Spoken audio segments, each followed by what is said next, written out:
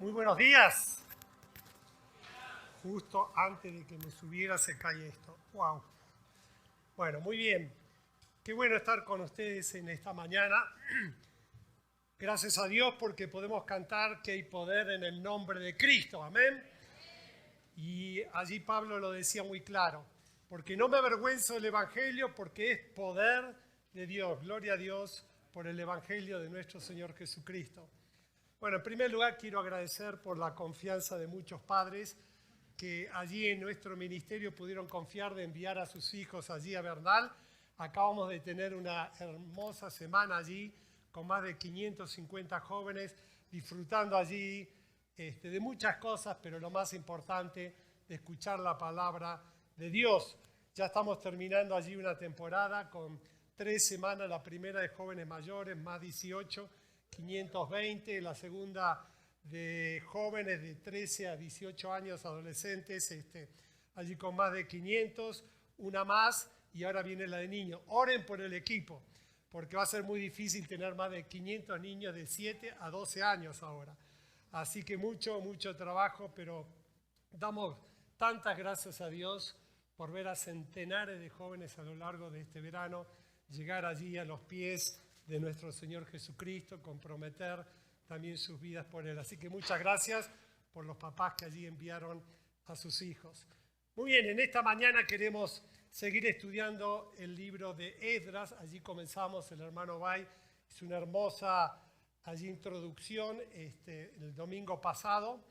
Y bueno, queremos seguir allí estudiándolo, pero antes, ¿por qué no oramos? Creyendo que el que nos habla no es Leo, es el Espíritu Santo, a través de su misma palabra. Dios nos ha dejado el Espíritu Santo como un ayudador divino para entender todas las verdades de Dios. Él es el que convence de pecado, de justicia, de juicio, así que no es una persona, sino es el Espíritu Santo morando en nosotros que allí habla.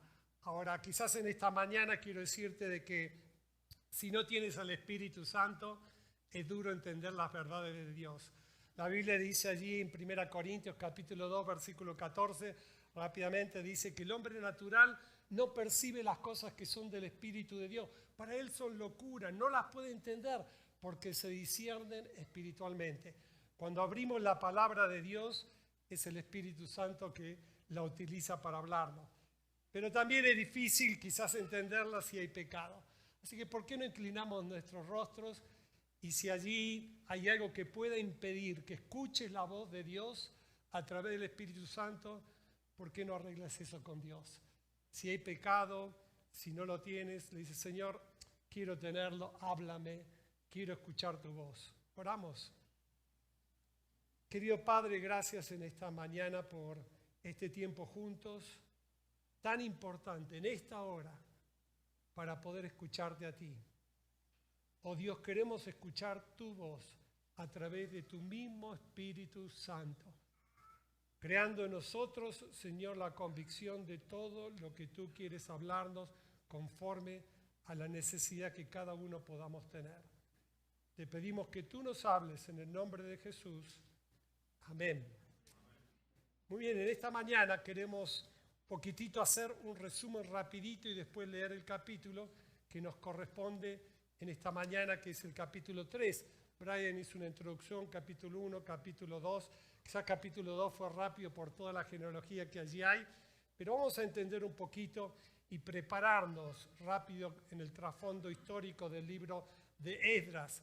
Allí los judíos habían sido llevados cautivos a Babilonia en 3 ocasiones diferentes, 605 a.C., 597 y 586 a.C. Allí el pueblo de Israel había sido cautivo por los babilónicos y allí pasaron 70 años en cautiverio. ¿Okay? Pero allí Dios, ¿no es cierto?, en su soberanía, había prometido a través del profeta Jeremías que ellos iban a pasar ese tiempo, pero que después ellos, ¿no es cierto?, iban a volver a su tierra. Gloria a Dios por lo que son las profecías y por cómo Dios esto de Jeremías lo había allí profetizado antes que cayeran en el cautiverio. de que iban a caer, que iban a pasar 70 años, pero que también luego iban a volver a su tierra. Hermanos, las profecías de Dios tenemos que allí estudiarlas, tenemos que allí también verlas. ¿Por qué? Porque son las que nos dan esperanza a pesar de todo lo que podamos ver o a pesar de todo lo que nos pueda pasar a cada uno de nosotros. Dios en sus planes ha prometido cosas hermosas y queremos disfrutarlas. Qué triste que cuando nos quedamos en lo que está pasando, pero no entendemos en lo que va a pasar. Y allí está nuestra esperanza, ¿no es cierto? En ver que Dios aún, ¿no es cierto?, tiene cosas grandes para su pueblo y para nuestras vidas. Ahora, el rey Ciro fue alguien clave para esto, ¿ok? Fue un personaje que Dios utilizó allí. Él no conocía a Dios, como habíamos escuchado el domingo pasado, pero Dios lo tomó. Y Dios es dueño de todos. Aún dice que Él está en control de todos los reyes, aunque allí haya reyes impíos y no lo conozcan. Dios los maneja para cumplir sus planes y sus propósitos.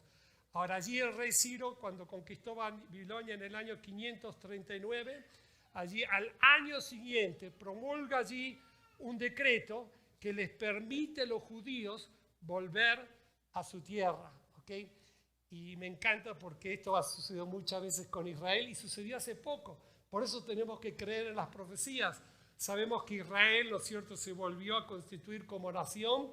¿Hace cuánto? Hace allí algunos años atrás, en 1950 y pico, Dios permitió que Israel vuelva a ser nación. Todo eso ya estaba profetizado como lo que aquí hoy estamos leyendo. Ahora, para que este proyecto se lograra, Dios tomó a hombres, ¿ok? Todos nosotros sabemos que cualquier gran proyecto, detrás de cualquier gran proyecto, siempre hay líderes. Hay personas que son las que los dirigen. Para Dios son importantes los hombres, los líderes. Por eso Dios llama, ¿no es cierto?, a 3 hombres claves: a Zorobabel, a Esdras y a Nehemías. En primer lugar, y ahora lo vamos a ver, capítulo 3, llamó a Zorobabel ¿para qué? Para lo que era la reconstrucción del templo. En el libro de Esdras vamos a leer los primeros capítulos y no aparece allí Esdras hasta el capítulo 6, porque Esdras fue clave para lo que fue las reformas que había que hacer con la palabra de Dios para poder allí lograr todo lo que era el plan de Dios. Allí lo vemos rapidito en Esdras capítulo 7, después lo vamos a estudiar cuando el que le toque capítulo 7, pero dice allí, versículo 10, porque Esdras había preparado su corazón para inquirir la ley, ¿ok?, de Jehová, para cumplirla, para enseñarla en Israel, sus estatutos y sus decretos. Ese fue el ministerio clave de Esdras, tomar la palabra de Dios y hacer todas las reformas que eran necesarias para que ese templo, ¿no es cierto?, pudiese ser construido. Pero también vemos el tercer personaje, que fue Nehemías. Nehemías fue clave para, una vez que el templo se reconstruyera, construir todos los muros de alrededor de Jerusalén que eran necesarios por los enemigos de Israel para que allí se lograse, ¿no es cierto?, todo lo que Dios también quería. Vemos allí los 3 líderes, pero vamos ahora, entonces después de este resumen rapidísimo, vamos ahora a ver el capítulo 3, ¿ok? Vamos a allí leerlo, ¿ok? Pero quiero que presten atención cuando vamos leyendo por qué. Es un capítulo que tiene allí 13 versículos, pero no lo vamos a ir leyendo cada rato, entonces quiero que por favor presten atención en de qué se trata y así cuando vamos allí desarrollándolo ustedes pueden entenderlo. 3, capítulo 1. Si cuando llegó el mes séptimo, estando los hijos de Israel ya establecidos en las ciudades, se juntó el pueblo como un solo hombre en Jerusalén. Entonces se levantaron Jesuá, hijo de Josadac, sus hermanos, los sacerdotes, Zorobabel, hijo de Salatiel, y sus hermanos, y edificaron el altar del Dios de Israel, para ofrecer sobre él el holocausto, como está escrito en la ley de Moisés, varón de Dios. Y colocaron el altar sobre la base porque tenían miedo de los pueblos de las tierras, y ofrecieron sobre él holocaustos a Jehová, holocausto por la mañana y por la tarde. Celebraron asimismo las fiestas solemnes de los tabernáculos, como está escrito, y holocaustos cada día por orden conforme al rito cada casa en su día. Además de esto, el holocausto continuó las nuevas lunas y todas las fiestas solemnes de Jehová, y todo el sacrificio espontáneo, y toda la ofrenda voluntaria a Jehová. Desde el primer día del mes séptimo comenzaron a ofrecer holocaustos a Jehová, pero los cimientos del testimonio de Jehová no se habían echado todavía. Y dieron dinero los albañiles y carpinteros, y asimismo comida, bebida, aceite a los sidonios y a los tirios, para que trajesen madera de cedro desde el Líbano por el mar a Jope, conforme a la voluntad de Ciro, rey de Persia. Acerca de esto, y en el año segundo de su venida a la casa de Dios en Jerusalén, en el mes segundo, comenzaron Zorobabel, hijo de Salatiel, Jesuá, hijo de Josafat, y los hermanos, los saduceos, los levitas y todos los que habían venido de la cautividad a Jerusalén, y pusieron a los levitas de 20 años arriba para que activasen la obra de Jehová. Josué, también sus hijos y sus hermanos, Cadmiel y sus hijos, hijos de Judá, como un solo hombre, asistían para activar a los que hacen la obra de la casa de Dios, junto con los hijos de Hernandad, sus hijos y sus hermanos levitas. Y cuando los albañiles del templo de Jehová echaban los cimientos, pusieron a los sacerdotes vestidos de sus ropas con sus trompetas, y a los levitas, hijos de Asaf, címbalos, para que alabasen a Jehová según la ordenanza de David, rey de Israel. Y cantaban, alabando y dando gracias a Jehová, diciendo: porque Él es bueno, porque para siempre es su misericordia sobre Israel. Y todo el pueblo aclamaba con gran júbilo, alabando a Jehová, porque se echaban los cimientos de la casa de Jehová. Y muchos de los sacerdotes, de los levitas, de los jefes de la casa paternas, ancianos que habían visto la casa primera, viendo echar los cimientos de esta casa, lloraban en alta voz, mientras muchos otros daban grandes gritos de alegría. Y no podían distinguir el pueblo el clamor de los gritos de alegría de la voz del lloro, porque clamaba el pueblo con gran júbilo y se oía ruido hasta de lejos. Bien, aquí encontramos entonces el capítulo 3 que en esta hora queremos justamente compartir. ¿Okay? Allí vemos cómo bajo el liderazgo de Jesuá comienza todo lo que ahora es, cuando todas allí las familias de Israel llegaron a Jerusalén a construirse lo que era allí el templo de Dios. Ahora hay dos lecciones importantes que tenemos que aprender de Israel aquí, ¿no? Capítulo 1, capítulo 2 nos habla de que allí, ¿no es cierto?, ellos salen de cautividad. Al salir de cautividad entendemos lo que son los fracasos. Ellos habían estado 70 años allí cautivos, ¿no es cierto?, allí en Babilonia por causa de su pecado. ¿Okay? Pero ahora en capítulo 3 vemos algo diferente. Vemos cómo Dios allí en su gracia, en su misericordia, allí a través del rey Ciro les permite volver allí a su tierra y allí volver a construir el templo de Dios, volver allí a su tierra. Vemos éxito, ¿no es cierto? Y yo creo que tenemos que aprender de los fracasos y los éxitos. Hoy vamos a aprender del éxito, pero también es importante de los fracasos. Allí en el refri de mi casa tengo un imán. Ustedes saben que como argentinos somos fanáticos de Mafalda. Mafalda es argentina, ¿ok? Allí mi esposa le encanta, tiene todos los libros de Mafalda y se la pasa diciendo dichos de Mafalda, ¿no? Pero allí este imán dice así, ¿no? Mafalda dice: ¿dónde venden errores baratos? Porque los míos me han salido muy caros, ¿no? Y eso es una gran verdad, ¿ok? Los errores salen caros. El pecado de Israel, la rebeldía que tuvo hacia Dios, allí cuando Dios los amaba y Dios tenía un plan para ellos, los llevó cautivos, ¿ok? Y creo que todos nosotros, si no aprendemos de los fracasos, vamos a dejar de ver lo que es también la gracia y la misericordia de Dios. Pero Israel allí vio la gracia y la misericordia de Dios. Y saben, capítulo 3 justamente, vamos a ver 3 verdades que nos van a ayudar a entender cómo es que viene el éxito, ¿no es cierto?, en lo que es la obra de Dios. Me encanta, ¿no es cierto?, porque ahí también se manifiesta que Dios también busca el éxito de sus hijos, del pueblo de Dios.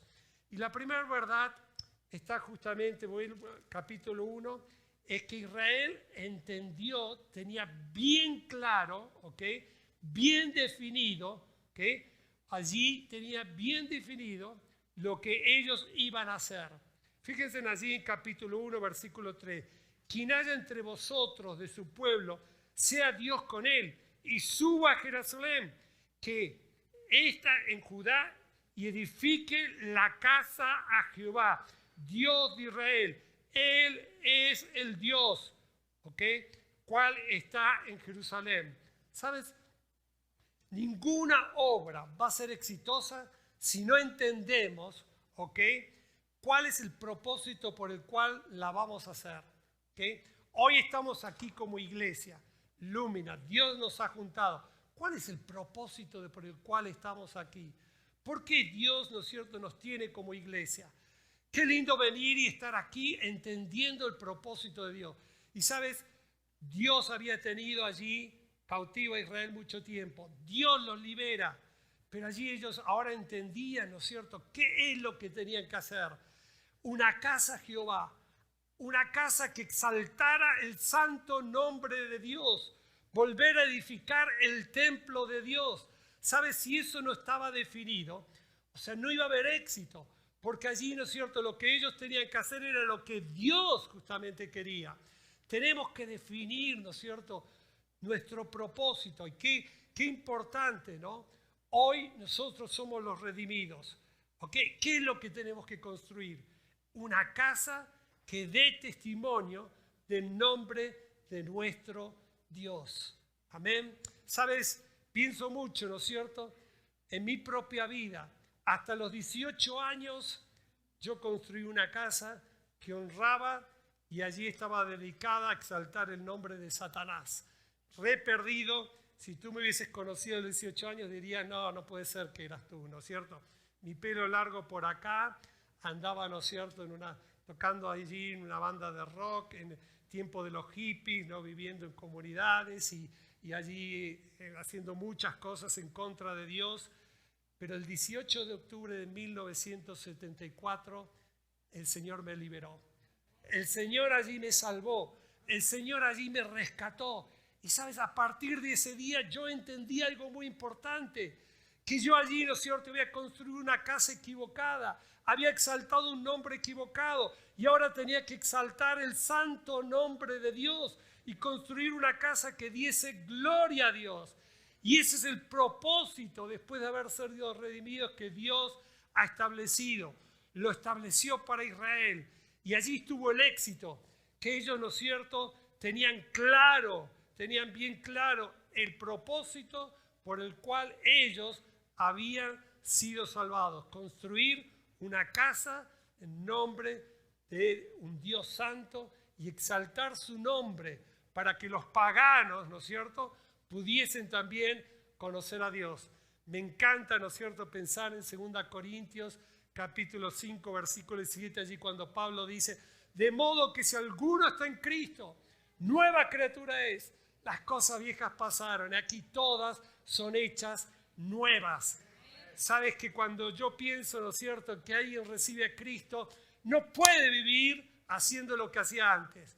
Tiene que marcar un cambio, un rumbo diferente y mostrar allí que Dios allí le rescató, le salvó para poder exaltar el nombre a través de una nueva vida y que dé testimonio para todos aquellos que justamente necesitan también conocer a Dios. Pero ¿saben? La segunda verdad, rápidamente tenemos que avanzar, allí que puedo ver que dio éxito, allí a la obra de Dios, allí a lo que Dios había establecido para Israel, fue que ellos entendieron que es también no solo el propósito por el cual ellos habían allí salido, sino que lo primero que ellos tenían que hacer. Escucha bien aquí Vamos a leer versículo allí 1, 2 y 3. Dice, el versículo 2 dice, entonces se levantaron Jesuá, hijo de Josadac, y sus hermanos, los sacerdotes, y allí Zorobabel, hijo de Salatiel, y sus hermanos, y edificaron el altar del Dios de Israel para ofrecer sobre el holocausto, como está escrito en la ley de Moisés, varón de Dios. Y colocaron el altar sobre la base, porque tenían miedo de los pueblos de la tierra, y ofrecieron sobre él holocaustos a Jehová, holocaustos por la mañana y por la tarde. ¿Sabes lo primero que ellos hicieron? Si tú vas a construir una casa, ¿qué vas a hacer? ¿Vas a construir allí en primer lugar, no sé, suponiendo los muebles de la cocina? No, ¿no es cierto? Si voy a construir un templo, ¿voy a construir el púlpito? No. Pensamos en los fundamentos, ¿no es cierto? Pero, ¿sabes? La Biblia nos muestra que aún antes de los fundamentos había algo importante que hacer. Allí en el versículo 6, fíjate, dice, desde el primer día del mes séptimo comenzaron a ofrecer holocaustos a Jehová, pero los cimientos del templo de Jehová no se habían echado todavía. No se habían echado. ¿Por qué? Porque primero venía el altar, ¿ok? Primero tenía que estar construido el altar. Ahora, déjame decirte algo, ¿por qué? El altar era importante. Desde los comienzos de la historia de la humanidad, los altares llegaron a ser muy importantes para Dios. ¿Okay? Abraham, después de recibir allí la promesa de la tierra prometida, ¿no es cierto?, de la herencia que iba a tener Israel, Dios le mandó al patriarca edificar allí un altar. Génesis capítulo 12, versículo 7. Los altares se asociaban con, en primer lugar, reconciliación. Y allí después venía lo que era la adoración a través del altar también allí. Al finalizar los 10 mandamientos, allí que Dios le entrega a Moisés, le dice que tenía que edificar también un altar. El altar era la base segura para toda obra aceptable para Dios. Si ellos iban a hacer una obra para Dios, o sea, primero tenía que estar allí el altar. El orden de Dios siempre será, escúchame bien, reconciliación con Él para poder hacer algo. Si no, cualquier trabajo se transforma en algo vano. ¿Okay? Ahora, ¿por qué esto primero?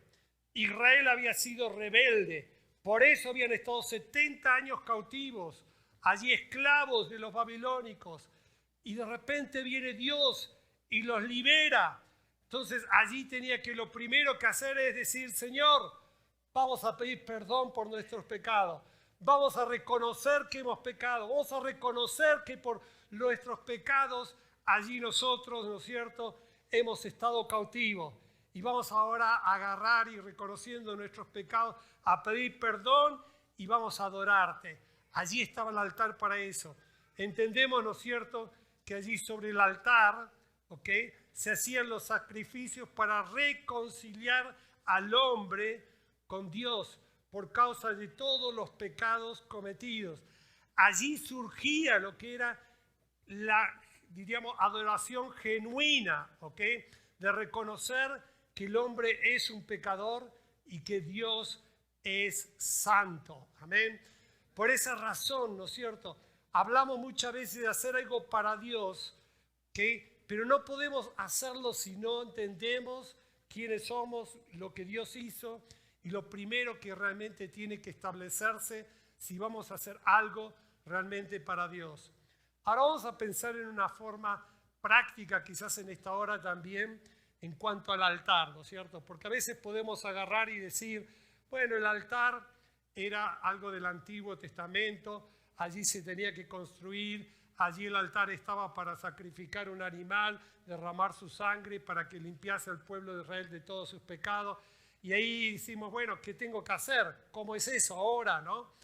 Y yo no te estoy diciendo que allí en el fondo de tu casa, ahí en tu patio, te construyas un altar y allí cada vez que peques pongas un animal y lo derrames su sangre para limpiarte. ¿Sabes? Todo eso ya no es así.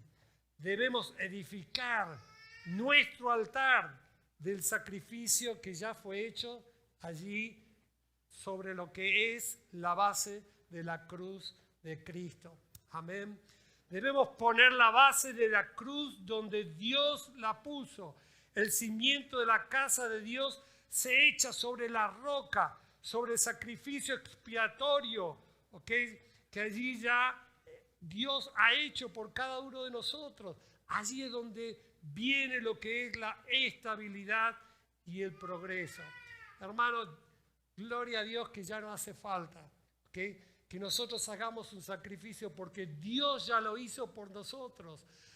Dios allí en la cruz del Calvario, Él allí, ¿no es cierto?, envió a su Hijo. ¿Para qué? Para redimirnos, para salvarnos, para perdonarnos todos nuestros pecados. Y la Biblia dice que eso fue una vez para siempre. ¿De qué me habla eso? Que la sangre de Cristo es poderosa en el pasado para salvarme, en el presente para aún mantener mi comunión y limpiarme, y en el futuro para detenerme allí en el cielo, alabando y dando gloria a mi Señor por la salvación que Él ya nos dio. Es lo que dice allí en Efesios 1:7 dice, y habiéndonos redimido por su sangre pasado. ¿Ok? Pero 1 Juan dice que si confesamos nuestros pecados, Él es fiel y justo para limpiarnos, para volver a estar en comunión. En el presente, Cristo está a la diestra de Dios Padre, sentado, esperando de que si yo he pecado, no pierdo la salvación. Pero si quiero estar en comunión, Él me puede limpiar de todos mis pecados para vivir en una relación de comunión constante con Él. Y en el futuro sabemos que Él nos ha hecho sacerdotes y reyes allí por la sangre del Cordero, y vamos a estar por toda la eternidad diciéndole que Él es digno, digno, digno. Allí el Cordero por aquella sangre derramada para limpiarnos de toda nuestra maldad. Ya hoy no necesitamos un altar para sacrificar allí por nuestros pecados, porque ya su sacrificio, su Hijo, ya lo hizo por nosotros. Gloria a Dios por su sangre, que allí fue derramada, perfecta, para limpiarnos de toda maldad. Pero sabes, cada día tenemos que ver ese altar en nuestra vida, porque sabemos que eso nos va a llevar justamente a poder glorificar y exaltar su nombre en nuestras vidas. La tercera verdad que dio éxito a la obra de Dios allí fue la unidad del pueblo judío. En primer lugar, allí el tener claro el propósito de Dios por el cual ellos habían sido liberados, para traer allí, construir una casa que exalte el nombre de nuestro santo Dios. En segundo lugar, lo primero era el sacrificio, el altar, reconocer allí, ¿no es cierto?, el altar para lo que era la expiación, el perdón, la reconciliación con Dios. Pero en tercer lugar también vemos que allí lo que dio éxito a la obra de Dios fue la unidad. Fíjate a partir del capítulo 2, allí el versículo 64, cuando allí se junta toda la congregación, versículo 64 dice, toda la congregación unida como un solo hombre era de 42.360. ¡Wow! Solo imagínate esto, ¿no es cierto? Allí toda una congregación que eran diferentes familias se unen, ¿ok? Se juntan, allí llegan, ¿no es cierto?, a la tierra prometida como un solo hombre, como un solo hombre. ¿Sabes? Esa expresión como un solo hombre, más de 42.000 personas, para mí es algo increíble, ¿no? ¿Por qué? Porque había diversidad de edades, de géneros, de padres, hijos, hermanos, parientes, a diversidad de personajes, levitas, líderes, sacerdotes, etcétera, etcétera. Y sabes, todos allí se vieron para ser un solo hombre. Ellos estaban como un solo hombre. ¿En qué? Lo mencionamos en el propósito, ¿no es cierto?, de Dios de construir una casa en el nombre de Dios, el único, santo, ¿no es cierto? Ellos estaban allí en un solo hombre, allí entendiendo lo primero que ellos tenían que agarrar y construir el altar de los sacrificios para una reconciliación allí con Dios y una adoración genuina. Pero ellos también allí estaban como un solo hombre, dispuestos. Allí fíjate lo que dice, en primer lugar, 3:1, vuelve a repetir, dice, cuando llegaron en el mes séptimo, estando los hijos reyes ya establecidos en las ciudades, se juntaron todo el pueblo como un solo hombre en Jerusalén. Pero también el versículo 9 dice, Jesuá también sus hijos, sus hermanos, Cadmiel y sus hijos de Judá, como un solo hombre, asistían para activar a los que hacían la obra. ¡Wow! Ellos estaban allí como un solo hombre, ¿no es cierto?, también trabajando. Ellos eran un solo hombre, si bien había diversidad de trabajos. No es que todos hacían lo mismo. Unos asistían a los que trabajaban, otros estaban colocando el fundamento. Y aquí la palabra de Dios dice que otros allí estaban tomando los instrumentos, allí los sacerdotes, y estaban agarrando y cantando y alabando al Señor. ¿Cómo lo hacían? Como un solo hombre. Y me encanta aquí cuando dice allí que estaban alabando a Dios como un solo hombre. Fíjense, el versículo 10 dice allí, y dice, y lo hacían, alababan a Jehová según las ordenanzas de David, rey de Israel. O sea que ya estaba establecido que iba a ser como David lo hacía, el gran músico, ¿no es cierto? Ellos ya tenían allí la forma de poder alabar a Dios. ¿Y cómo alababan? Mira, es interesante cómo ellos alababan.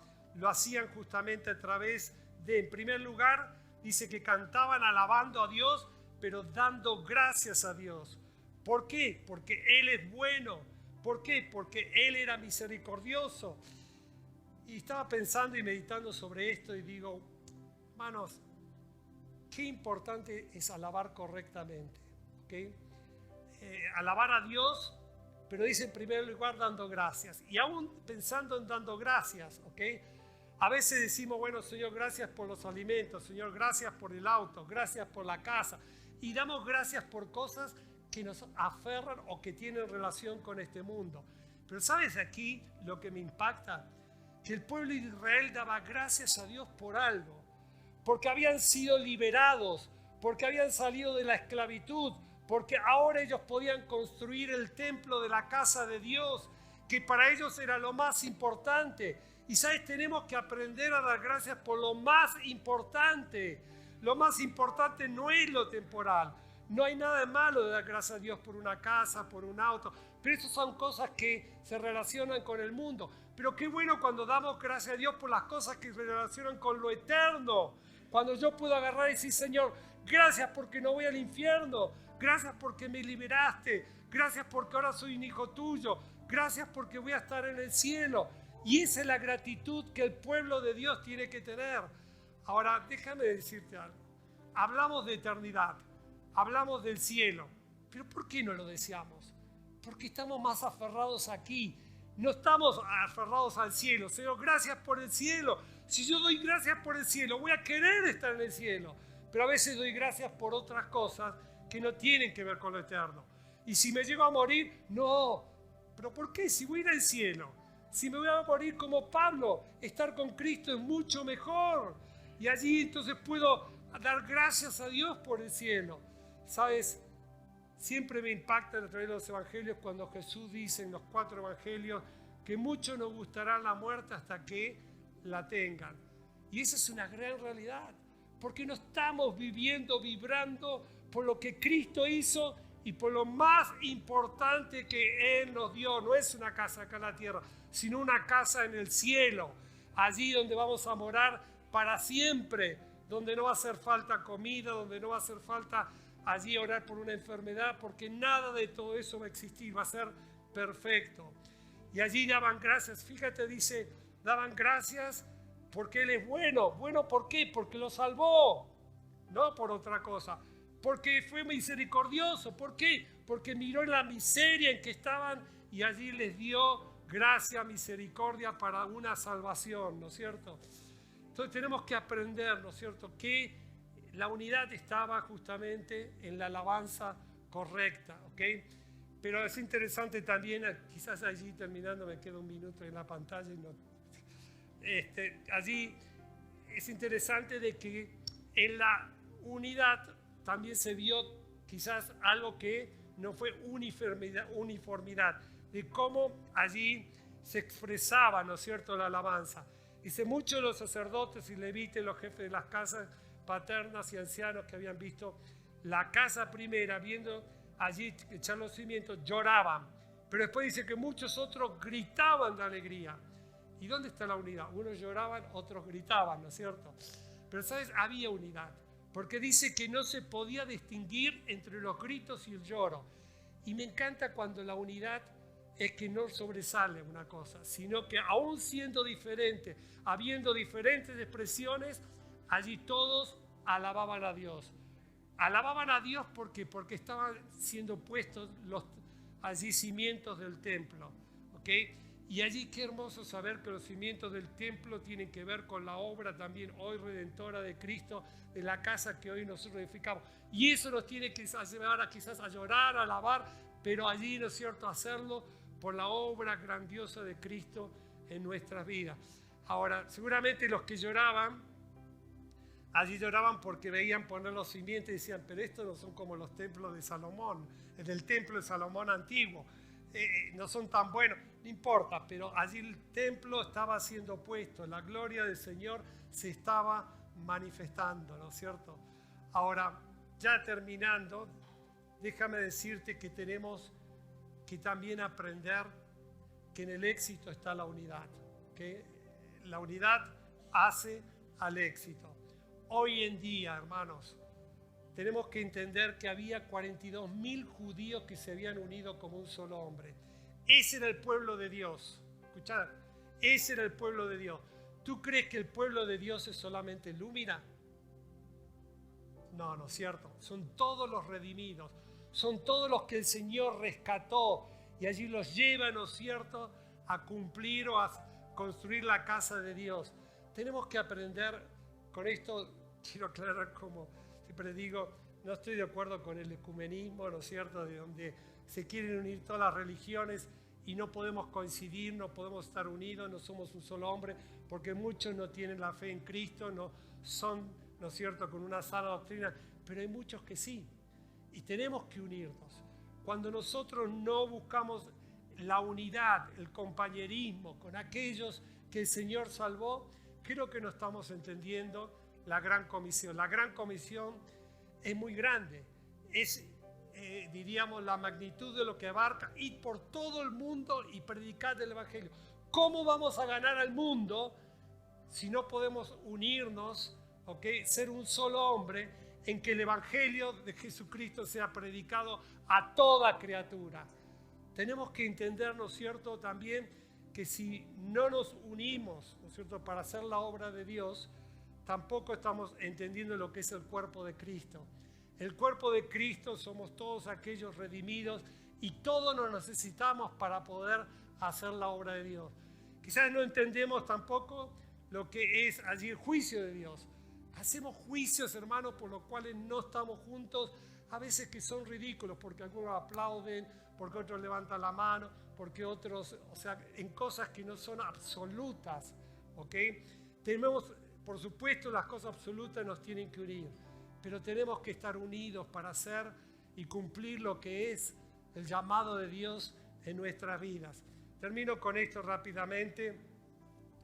Trabajábamos en la Ciudad de México con muchas iglesias, siempre cuidando la doctrina y con iglesias que pudiésemos estar teniendo comunión, pero un líder de un grupo de iglesias comenzó a crear conflicto con las iglesias que estábamos trabajando y los pastores contentísimos, pero el que dirigía allí, el líder, les decía, no trabajen con palabra de vida. Entonces yo en un momento fui a hablar con él y dije, hermano, ¿cuál es el problema? Y él me decía, mira, ustedes tienen sana doctrina, ustedes saben trabajar en campamento, ustedes saben trabajar con jóvenes. Y se quedó en silencio. Le digo, ¿y por qué no podemos trabajar con tus iglesias? Y él agarró y me dijo, bueno, solo pondría una condición, en que sería con nuestra denominación y con ninguna más. Y yo le dije, hermano, creo que es triste que creas que sos el único que está haciendo bien la obra. Y que no hay otros hermanos, que no hay otros que aman al Señor, otros pastores que también podemos trabajar juntos para cumplir la gran comisión, para cumplir de poder construir una casa a Dios que glorifique el nombre de nuestro Dios. Y así es, ¿no es cierto? Qué triste cuando no podemos trabajar juntos para la gloria de Dios y para que el mundo entero pueda conocer quién es nuestro Dios. 3 verdades muy sencillas que creo que son importantes en este capítulo, de ver que dieron éxito a lo que Dios había o quería hacer con el pueblo de Dios. Tener claro el propósito por el cual ellos habían sido liberados. Allí exaltar el nombre de Dios, construir una casa que honre y glorifique el nombre de Dios para que el mundo pudiese conocer a Dios. Allí poder, en primer lugar, construir allí el altar, ¿okay? Allí el altar, gloria a Dios por ese altar que hoy tenemos, a través del cual allí nosotros sabemos, ¿no es cierto?, que podemos ver la obra de Dios en nuestra vida y unirnos, ¿no es cierto?, unir, allí ser un solo hombre para poder hacer la obra que Dios nos ha llamado a hacer. Terminamos en oración. Querido Padre, gracias, muchas gracias, Señor, por en esta mañana tener tu palabra. Gracias, Señor, por tener los desafíos que en esta hora, Señor, nos llevan a entender también cómo tú diste éxito a un pueblo, Señor, para que, Señor, ese pueblo pudiese llegar a cumplir con tu voluntad, a hacer tu obra. Gracias, Señor, por en esta hora entender, Señor, a qué nos has llamado. Gracias, Señor, por entender qué es lo que debe ser prioridad de nuestra vida. El sacrificio, Señor, de nuestro Señor Jesucristo. Y gracias, Señor, por saber que si podemos estar unidos, tú también te vas a glorificar, Señor, y la obra se va a poder hacer.